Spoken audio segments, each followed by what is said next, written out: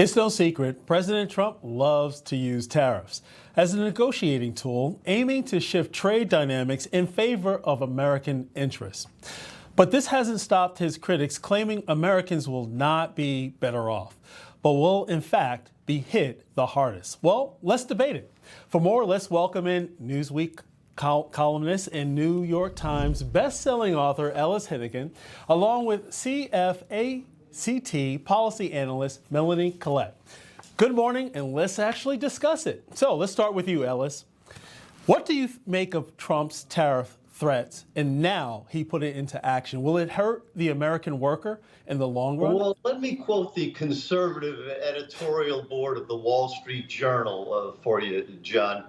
Dumbest trade war in history, the journal says. They say these tariffs make no sense, and it's understandable why there's such uproar about this.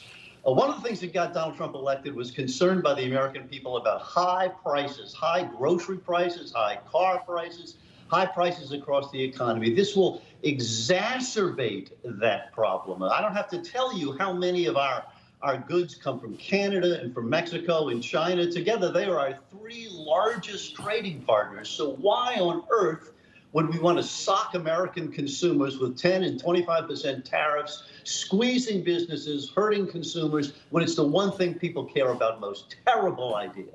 Well, Melanie, it's clear that Ellis believes that it doesn't make any sense, but is it dollar wise? It is not. It is very wise for President Trump to do what he is doing with the tariffs as a strategy. We saw this work when he was president during his first term with France, when he threatened to put 100% tariffs on wine. It worked. We saw that it worked with China, and that the Biden administration never removed the tariffs that were placed on China during their administration, that were placed on China by President Trump during his first term. They didn't remove it during their administration either. So, this is an America First strategy, an America First policy that will inevitably end up lowering prices. And not only that, securing us from a security standpoint, securing the American people, because we cannot have China having the bulk of, for example, our medicines, which we discovered during COVID that China controlled the lion's share of. We need to be an independent America when it comes to economics, and tariffs is a good strategy and a good way of doing that. Well, according to history, America is not the only one who wanted to rebuild and be independent. Well, Ellis, Howard Lutnick also said that President Donald Trump's choice, he's the choice to be the Commerce Department secretary. And he said countries like Germany, Japan have been tariffing the United States since the 1948 Marshall Plan. This was one of the ways devastated countries could make money to rebuild and recover from World War II. More than 75 years later, we still see these same countries taking advantage of our economy right here in America, according to some people' viewpoint. So, hey, isn't this a fair deal? What say you? Well, people do it, and it's bad when they do it and bad when we do it. There's one other problem here, John, I want to point out. Another example, I fear, of our president treating our allies worse than our enemies. Did you notice the details of these tariffs, right? It's 25% on Mexico, 25% on Canada, and only 10% on China. What's with that? Melanie, the thing is that some people viewpoint is that tariffs are not good, especially against, let's say allies like the European Union, Canada, and so forth. However, what other ways can you bring people to the table to try to seek out fair and free trade? Exactly. As you pointed out in your open, it is certainly a negotiating tactic. And I also think we saw this with Colombia, who is an ally of America, but they're such great allies that they refuse to take back their criminal, illegal aliens that they sent into our country. And so President Trump said, so how about some tariffs? And they said, you know what, I think I'll send a plane over to get them. So clearly tariffs can work as an economic strategy and as a security strategy, as I talked about earlier. So, Ellis, how do we actually, in your opinion, seek that free and fair balance? Because, it's unfair if other countries place a tariff on American goods, but yet they scream and holler when America returns the favor. So where do we go from here? Well, let's behave right. How about that idea? We don't even know, by the way, what retaliation we're going to get on these proposed tariffs. Now, I hope Melanie is right. Maybe this is just some kind of bargaining chutzpah, and he's screaming and yelling, and nothing is really going to happen. We should be so lucky. I hope that's the results.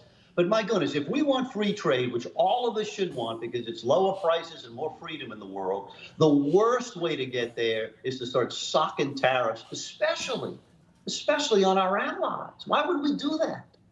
Melanie, sometimes, some people have been saying that, what's worse than tariffs are non-tariff trade barriers like high levels of regulations that we've seen from many of our allies as well as other nations around the world that places, further strain on free and fair trade, and especially when you add subsidies and other things along with the unfair regulations. What say you? I was just about to say that we do want. I agree with Ellis that we want free trade, but we also want fair trade. And you can just because we have the biggest economy in the world does not mean that we should be taking it on the chin with these other countries. It means that things should be not only fair to our allies, not only fair to the people that we consider our enemies because they want to take over the world and take away our freedoms, but it also needs to be fair to the American people. We are not a charity. It is America first. The government's job is to take care of us, to make sure that we are safe and that we are prosperous. And tariffs are one way of ensuring that happens. Gotcha. And I think President Trump has already proven that, and he will prove that again. Okay, we're running out of time, so 15 seconds each. Ellis, your final word.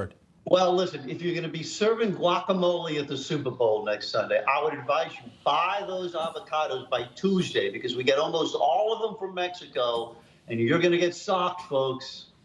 I hate to give women the last word, so I'm only doing it on TV. Go ahead, Melanie.